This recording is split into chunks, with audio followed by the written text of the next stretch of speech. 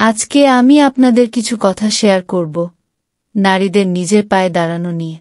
কোনো নারীর সবচেয়ে বড় নিরাপত্তা হচ্ছে তার নিজের কাছে কিছু টাকা থাকা।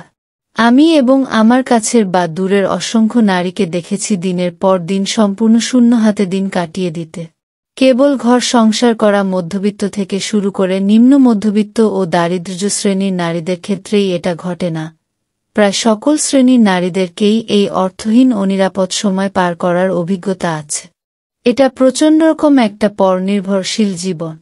বলতেই পারেন যে স্বামী বা পরিবারের পুরুষ যদি নারীর সকল চাহিদা মিটিয়ে রাখেন, তবে তার নগদ টাকা থাকার দরকার কি?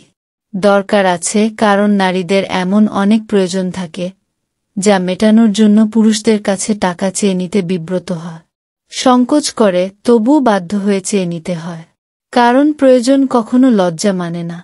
অথবা এমন অনেক প্রয়োজন অনেক নারীরা সংকোচের কাছে হেরে গিয়ে টাকা না চেয়ে পূরণ না করেই কাটিয়ে দেন দিনের পর দিন, যা আমাদের স্বামী বা পরিবারের পুরুষরা কখনো উপলব্ধি করতে পারেন না। কেবল সংসারী নারীরাই নয়, আমি নিম্নমধ্যবিত্ত বা নিম্নবিত্ত অনেক কর্মজীবী নারীকেও দেখেছি সারা মাস কাজ করে এরকম অসহায় শূন্য হাতে দিন কাটাত। তাদের স্বামী বা পরিবারের পুরুষ নিজের আয়ের পাশাপাশি সেই নারী সদস্যর আয় করা টাকাটাও এক রকম ফোর্স করে সবটা আদায় করে নেয়। ফলে কাজ করেও সেই নারীকে হতে হয় পরনির্ভরশীল। অথচ এসব নারীদের নানারকম প্রয়োজন মোকাবেলা ছাড়াও কখনো কখনো এমন কিছু বিপদ মোকাবেলা করতে হয় যার জন্য সে প্রস্তুত থাকে না। সেই সময়টায় তার হাতে কিছু টাকা না থাকায় সে যে পরিমাণ অসহায় বোধ করে তা কেউ বুঝতে পারবেন না, কেবল ভুক্তভোগী ছাড়া। তবুও স্বামী বা পরিবারের পুরুষের মধ্যে বেশিরভাগই তাদের সেই অসহায়তাটা বোঝার চেষ্টা করে না। পক্ষান্তরে তাদের উপর নানারকম নিয়ম নিষেধের দেয়াল তুলে দেয়।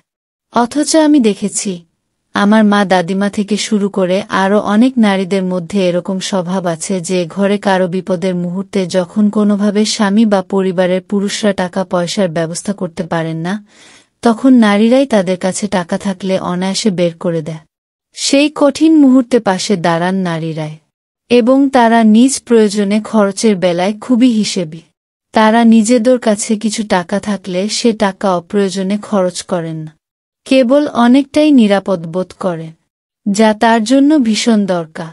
এখন বলতে পারেন, সবার এই অবস্থা নেই যে ঘরের নারীদের হাতে কিছু টাকা রেখে দেবে। এটা অবশ্যই ঠিক। তাই বলে সকল নারীকে কর্মজীবী হয়ে যেতে হবে সেটাও আমি বলছি না। তাদেরকে অন্তত ঘরে বসে হলেও কিছু টাকা আয় করার সুযোগ তো দিতে পারে। এখন প্রযুক্তির কল্যাণে অনেক নারীরাই ঘরে বসে নিজের সংসার সামলে নিজের জানা কাজটা নিয়ে উদ্যোক্তা হয়ে কাজ করার সুযোগ পাচ্ছে, যেখানে কিছুটা সময় দিয়ে নিজের উদ্যোগ প্রেজেন্ট করলে কিছুটা আয় নিশ্চিত করা কঠিন কিছু না। গল্পটি কালেক্টেড ছিল, ভালো লাগলো তাই আপনাদের সাথে শেয়ার করলাম, যদিও এইটাই বাস্তবতা।